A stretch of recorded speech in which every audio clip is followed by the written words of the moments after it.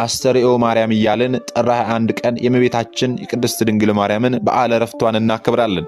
ይህንን ክብረ በዓል ስናከብር ስለምንድነው አስተርእዮ የምንለው ካልን ደግሞ አስተርእዮ ማለት ምን ማለት ነው የሚለውን ማወቅ ያስፈልጋል።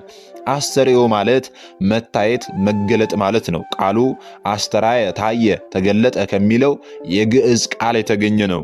ታዲያ ጌታችን መድኃኒታችን ኢየሱስ ክርስቶስ በገባው ቃል ኪዳን መሰረት በሥጋ የተገለጠበት ወይም ደግሞ የታየበት አንድነቱንና ሶስትነቱን የገለጠበት ወቅት ነው ይህ ወቅት ማለት ነው። ምክንያቱም ከልደት በዓል ጀምሮ እስከ ጥር መጨረሻ ድረስ ያለውን ሙሉ ለሙሉ ቤተክርስቲያናችን ዘመነ አስተርእዮ በማለት ትጠራዋለች ማለት ነው። ስለዚህ ከልደት በዓል ጀምሮ እስከ ጥር ድረስ ያለውን በሙሉ ዘመነ አስተርእዮ በመባል ይታወቃልና የእመቤታችን የቅድስት ድንግል ማርያም በዓለ ዕረፍቷም በዚህ በዘመነ አስተርእዮ ውስጥ ስለሚከበር ይህ ክብረ በዓል የእናታችን በዓለ ዕረፍት አስተርእዮ ማርያም ተብሏል ማለት ነው። ታዲያ ዕድሜዋ 64 ዓመት በደረሰ ጊዜ ጥር 21 ቀን በዛሬው ዕለት መድኃኒታችን ኢየሱስ ክርስቶስ እልፍ አእላፍ መላእክትን አስከትሎ ቅዱሳንን አስከትሎ ወደ እርሷ መጣ።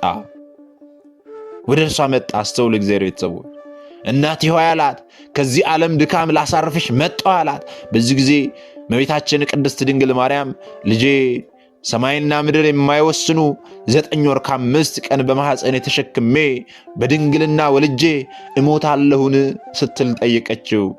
በዚህ ጊዜ ጌታችን መድኃኒታችን ኢየሱስ ክርስቶስ በሲኦል የሚሰቃዩ ነፍሳትን አሳይቶ እናቴ ሆይ ሞትሽ ለነዚህ ቤዛ ይሆንላቸዋል አላት።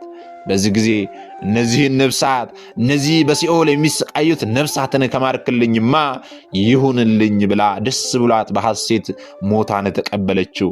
ስለ ሰው ልጆች መዳን በሲኦል ለሚሰቃዩት ነፍሳት ቤዛ እንደምትሆን ስታውቅ እናታችን ቅድስት ድንግል ማርያም ሞቷን ስለ ሰው ልጆች ስትል በደስታ ተቀበለችው።